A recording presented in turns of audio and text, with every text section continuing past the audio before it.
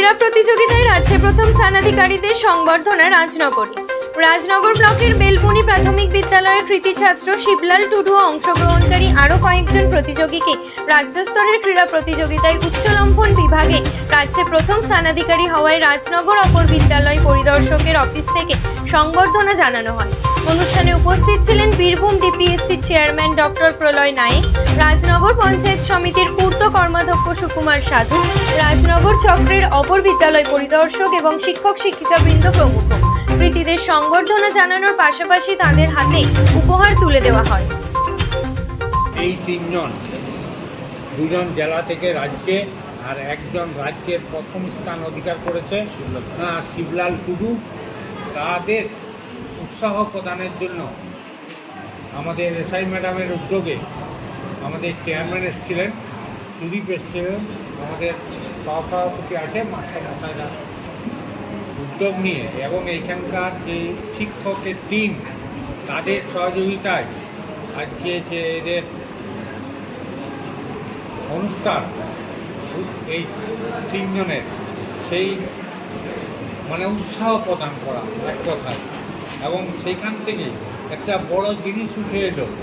আমাদের প্রলয় নায়েক চেয়ারম্যান, উনি শিবলাল টুডু বোলপুর থেকে হোস্টেলে রেখে কীভাবে পড়ানো যায় সমস্ত দায় দায়িত্ব আজ থেকে উনি নিলেন। এটা আমাদের কাছে খুব গর্বের ব্যাপার। এবছর আমাদের তিনজন খুদে পড়ুয়া রাজ্য প্রতিযোগিতায় অংশগ্রহণ করেছিল। সেখানে শিবলাল টুডু উচ্চলম্পন বিভাগে আমাদের রাজ্যে প্রথম স্থান অধিকার করেছে ক বিভাগে, এবং তার সাথে সাথে সমাদৃতা সরকার এবং মেঘা কর্মকার এই দুজনও রাজনগর ব্লকের হয়ে আমাদের বীরভূম জেলার হয়ে রাজ্যে অংশগ্রহণ করছে।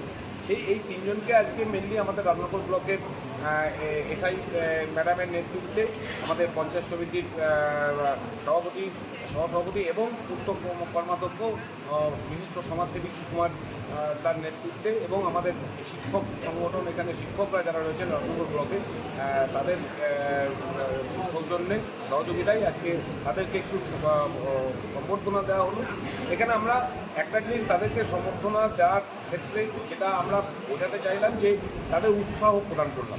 এই উৎসাহগুলো ছোট ছোট এই ব্যাপারগুলো যদি আমরা বিভিন্ন আঙ্গিকে বিভিন্ন অঞ্চলে যে সমস্ত খুদে পড়ুয়ারা রয়েছে তারা যখন জানবে যে আমরা যদি কিছু আর্টস দরকার, জীবনের ক্ষেত্রে লক্ষ্যটা ঠিক করা দরকার, এবং আর্ট উৎসাহ পেলে তাদের আরও খেলার প্রতি ঝোঁক বাড়বে এবং ভবিষ্যতে তারা একটা অন্য জায়গায় নিয়ে যাবে এবং আমাদের জেলার নাম উজ্জ্বল করবে।